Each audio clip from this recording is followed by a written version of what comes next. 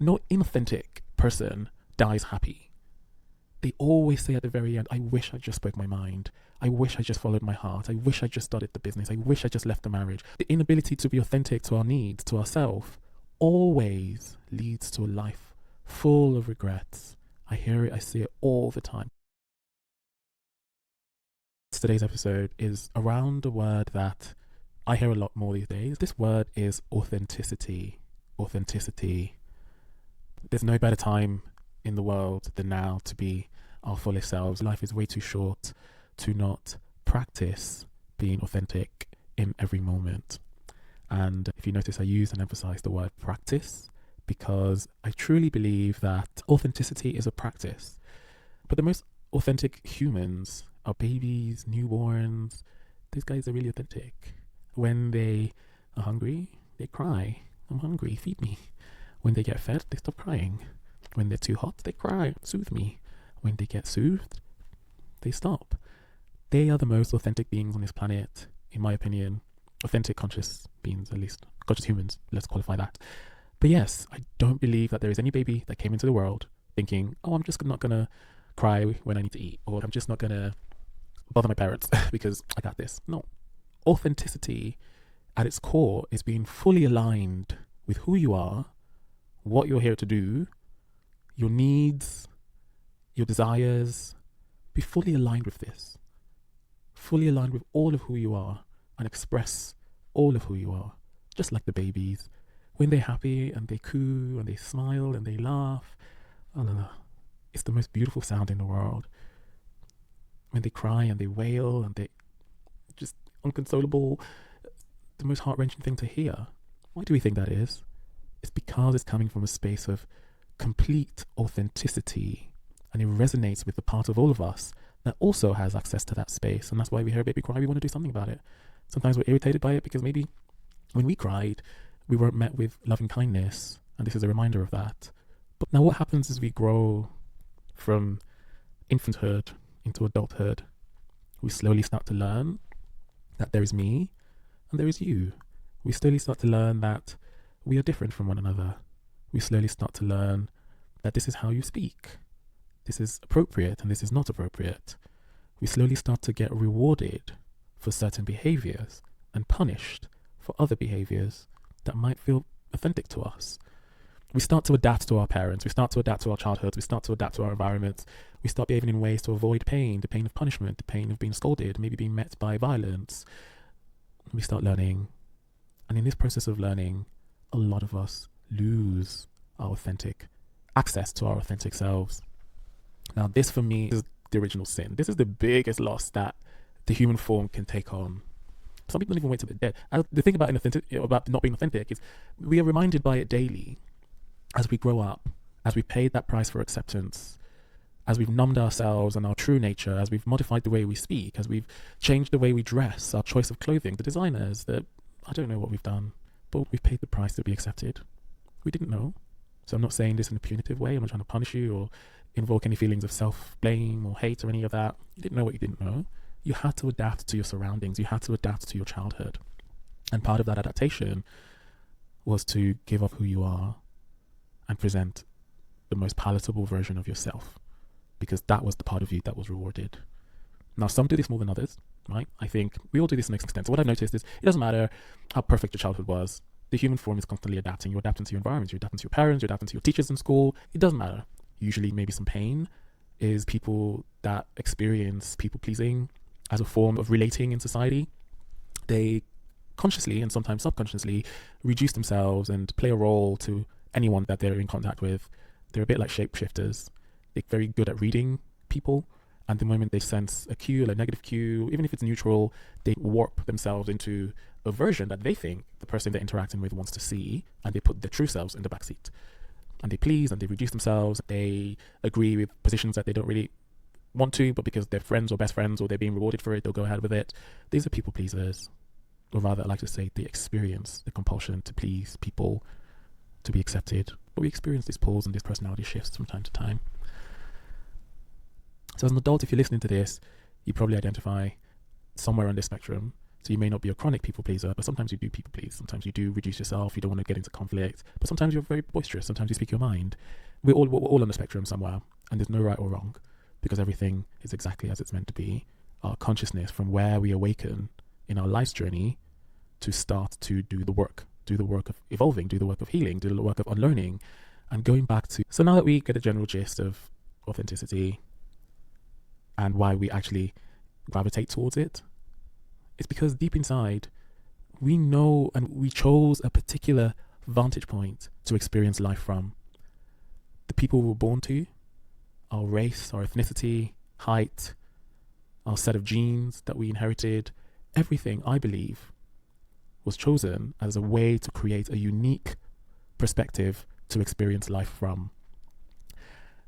And every time we have denied that part of us, surrendered or reduced ourselves to be accepted by other people, is to break this cosmic contract that you've made to be who you are and experience life fully from this perspective.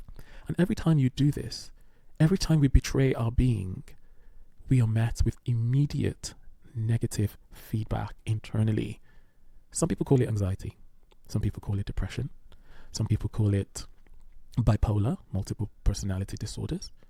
I believe every mental illness or challenge that we experience is a symptom of one thing: we have betrayed ourselves. And it's become so second nature for us, we don't even know how inauthentic we are. But whether we're conscious of it or not, the rule's been broken, the price has to be paid. Internal dysphoria, anxiety, depression, compulsive thinking, compulsive eating, eating disorders, general lack of peace, restlessness, mean-spiritedness, critical, being super hypercritical of ourselves and others. These are all symptoms that we are not living authentically. I say this because I've experienced these symptoms as well. And the times of my life where I felt the most anxious or the most depressed or the most confused or the most displaced were times where, when I look back, I was living a life that was not mine. I was doing things, I was chasing things, I was looking for the promotions and wanting to be perceived in a particular light, wanting to be perceived as attractive, wanting to be perceived as something that I'm not. In these times where I make these micro decisions in these different areas, I experienced depression, some anxiety about my life. What is the point of all of this? But in the moment that I finally woke up, in the moments where the pain was enough, I'd gone through enough pain and I allowed the pain to consume me. I stopped trying to fix it. I stopped trying to temper it. I stopped trying to minimize the impact of my emotions.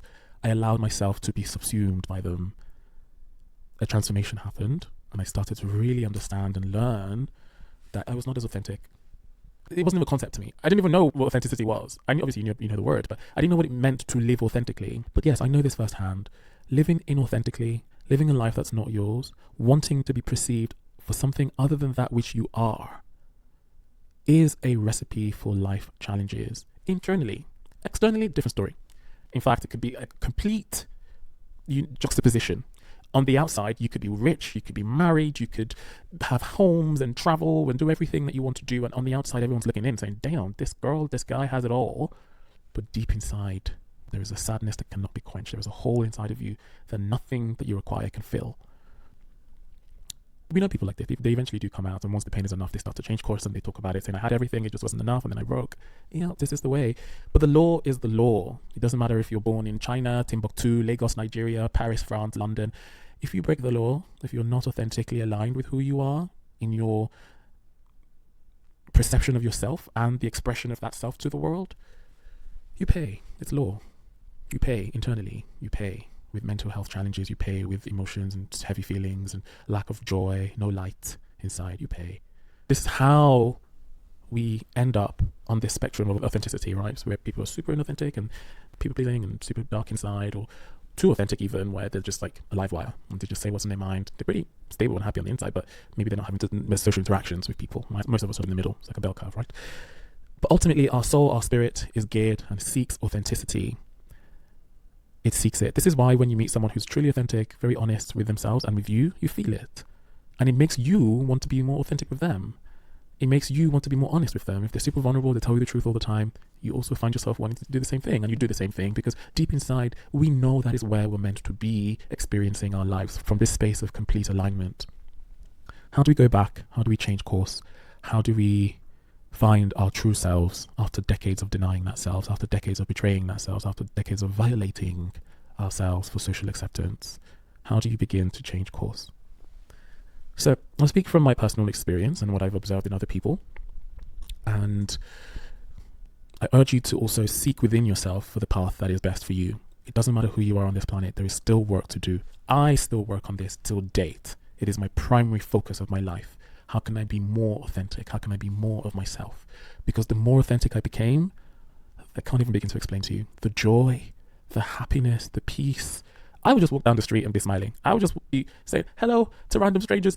I was filled. This happened when I started to give up the stories that I made about who I am and how I want to be perceived. And I started to go back to the basics to align myself with what I really am, what I really feel, what I really want, and act from that space. So let's get into it. How do you reverse course? The first thing I would recommend is you stop lying. This is a big one. Practice with the small lies. And what do I mean by small lies? I'm really hungry.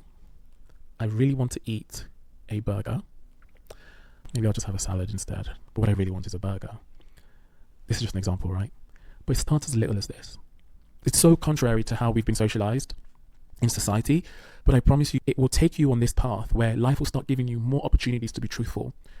And from these opportunities, you will tell the truth, and you'll slowly start to release the burden inside of you, this image that you have to uphold, this image that you have to micromanage, and that you've hinged your happiness on, your validations on. You will slowly start to release the grip you have on this image, and you will start to feel joy, true joy.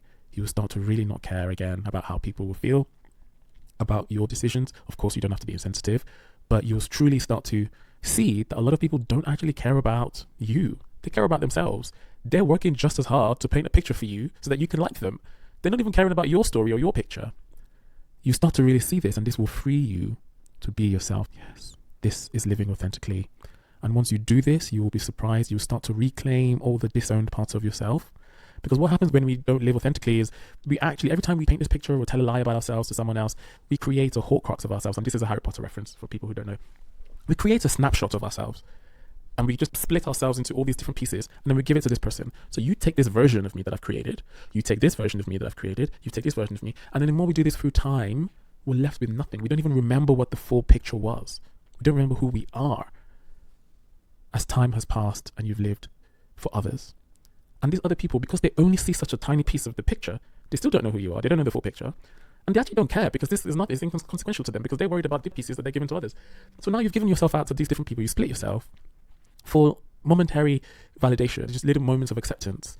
And as a result, you've paid the price of not even knowing who you are anymore. You're just this thing that's absorbing information and morphing to fit other people's ideals of you. You start telling the truth about how you feel, who you are, what you want, and take those pieces back, put them all back together. And then one day you'll start to see a picture, and the picture will be like, of course, I remember.